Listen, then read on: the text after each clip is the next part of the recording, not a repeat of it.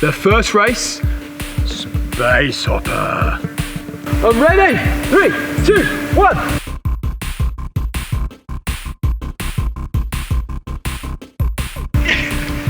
Foul play!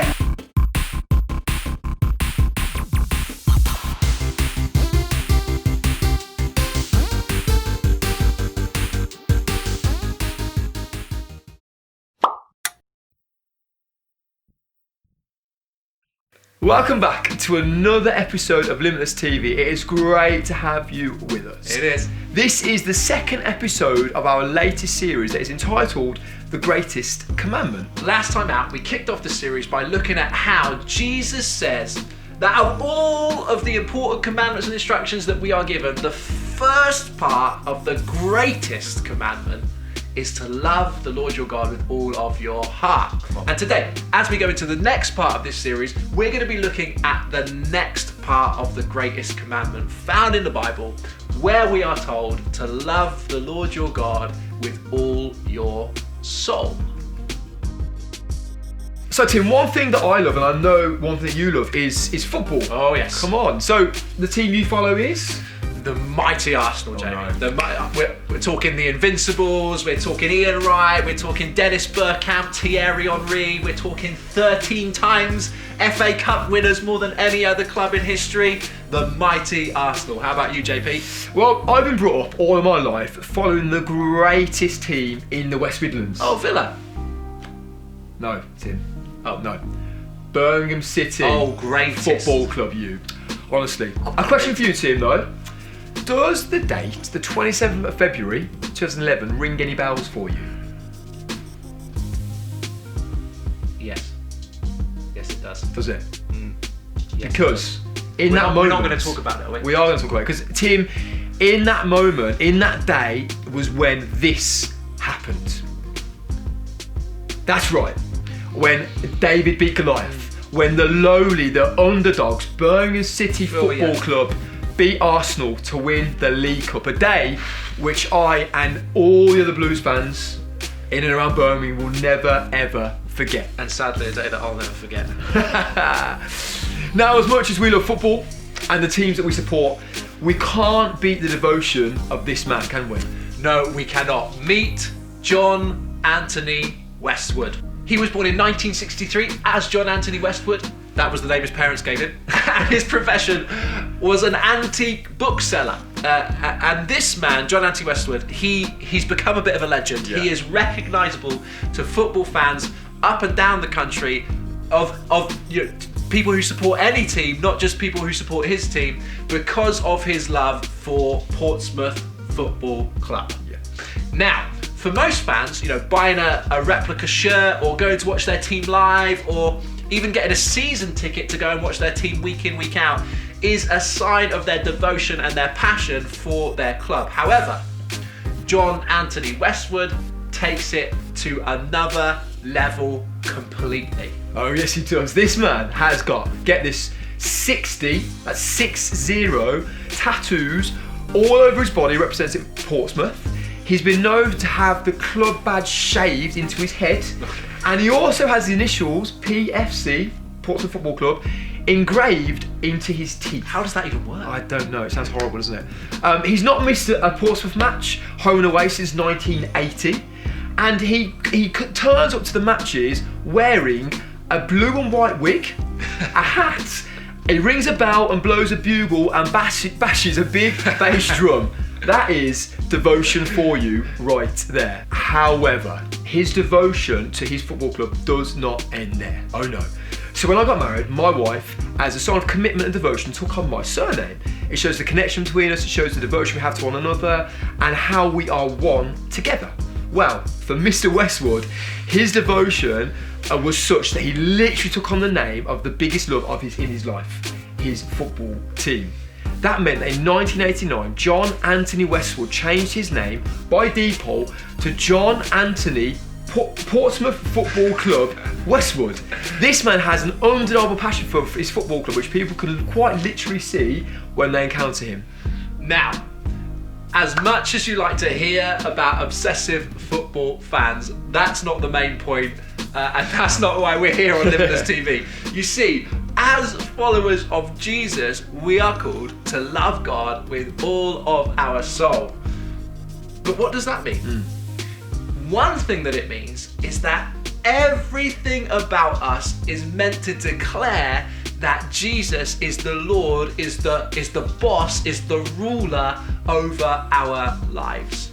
We're meant to live a life that stands up and stands out for God, a life that people can actually notice is different, a life that is fueled by passion for Jesus and all that he is in our lives. You see, a life that loves Jesus with all of their soul is a life that exhibits what it is to follow him. We love God with our passions, with our hungers, with our perceptions and our thoughts. And that is the call that Jesus has over our lives, and it's a big call indeed. We're going to have a look at what loving the Lord your God with all your soul looks like from a story in the Bible. So when Jesus was on the earth, he had these guys that followed him called the disciples. Yeah. And the way they ended up following him is really, really interesting. So I'm going to read from Matthew 4, verses 18 through to 22. And it says, as Jesus was walking beside the Sea of Galilee, he saw two brothers, Simon, called Peter, and his brother Andrew. They were casting a net into a lake, for they were fishermen. Come, follow me, Jesus said, and I will make you fishers of men. At once they left their nets and followed him. Going on from there to two other brothers, James, son of Zebedee, and his brother John. They were in a boat with their father Zebedee, preparing their nets. Jesus called them, and immediately they left the boat and their father and followed him. And in this story, what we see is Jesus calling the very first disciples. And it's quite a moment. Yeah. Because you see, these men, they already knew Jesus. They'd seen him doing ministry in and around Jerusalem. They'd heard him preaching. They could see what kind of man he was. Yeah. And they were willing to follow him, but not just to follow him, but to give up all they knew. Their jobs and their comforts in order to live a life of following Jesus. They made no excuses. Yeah. They put up no barriers as to why it wasn't a good time. They simply listened to the call, trusted Jesus, left everything, and followed him. And guess what? Jesus is calling you to do that also. He calls us today, on this day, in this month, in this year, to follow him. When Jesus asks us to follow him, to trust in him, to fully commit our lives to him, how often we make excuses? Yeah. I'm too young, I'm not qualified to do that. What about my future? What about my reputation? What my friends think? And so on and so forth. However, we are here to tell you today that Jesus is calling you. He's calling you to a life of radical faith, radical trust, and radical obedience. And the challenge for all of us today is to be like the disciples and to do it at once. That's right. Loving God with all of your soul means that we follow him even when it's scary. Yeah. It means that we follow him even when it doesn't make sense. It means that we commit every area of our lives, our passions, our hopes, our desires, our dreams, over to him. Yeah. Why? Because this is the true calling of being a disciple, being a follower of Jesus. So Tim, Yes. I use my phone quite often. Guess what is one of the most used apps on my phone? WhatsApp. Yeah, sometimes can do that. Instagram. No. Facebook. No, maybe. Amazon. No. No. I'll stop you there. Okay. I do use most of those. But Pokemon Go. Love that one. But the one that I use, and I'm talking about, I use at least once a day, is my HSBC banking app. Oh, you're really excited. Rock and roll, I know, rock and roll. I am the kind of person who loves a budget, who likes to know how much money is coming in and out of my account. Now, my wife and I have had many different conversations regarding spending. It's usually me telling her to stop spending, or to give me a breakdown of every single item that she spent in Sainsbury's that day, the £43.65. She loves it, mate. She loves that. I love a budget, and I'm usually somebody who's quite sensible with money. Okay. Usually, that is. Okay. Picture the scene. So, a couple of years ago, I turned 30. You don't look a day over 45. Thank you. It was a moment for me of deep joy and pain in my life. No longer in your 20s. That's it, it's gone. It's gone. And to celebrate, I did many things, but one thing I did is that I went on a trip with a couple of friends to Madrid. Right. As I mentioned previously, I'm a big football fan, and whilst in Madrid, we decided we were going to see a game. So we, in advance, got some tickets to watch Real Madrid versus Valencia at the Bernabeu Stadium. Amazing. I was excited. I was buzzing for the whole thing. Amazing. Yeah, that's great, but it doesn't seem to have anything to do with money. So what was it? Was it the ticket was really expensive? Did you buy? I know. Did you bought one of those giant hot dogs? Yeah. Or no. You got one of those like waggly finger things. Foam fingers. Yeah. Was that it? No. Okay. Not this time, mate. But what happened is I had my heart set on buying a Real Madrid shirt. Okay. You know, the kind of a present to myself, my 30th. Yeah. Now I had a budget in my head. I wasn't going to spend a penny or a euro over £60 on a shirt. Very sensible. So what I did is I went into the club shop to assess this, and guess how much the shirt cost? Well, I can only assume that it was £60, exactly like your budget. No. Right. Not on budget. Unfortunately, it wasn't under my budget, but Okay. it was £30 over my budget. It was in fact going to cost me about €100, which is around about £90. That's ridiculous. So guess what I did, Tim? Well, I know you well, Jamie. I know that you're a man of integrity. Thank You're you. a man of your word. You're a man who sticks to a budget. Sticks to a budget. You won't go a penny over that budget. I know you. So of course you sensibly walked away. Is that right? Is that what you did?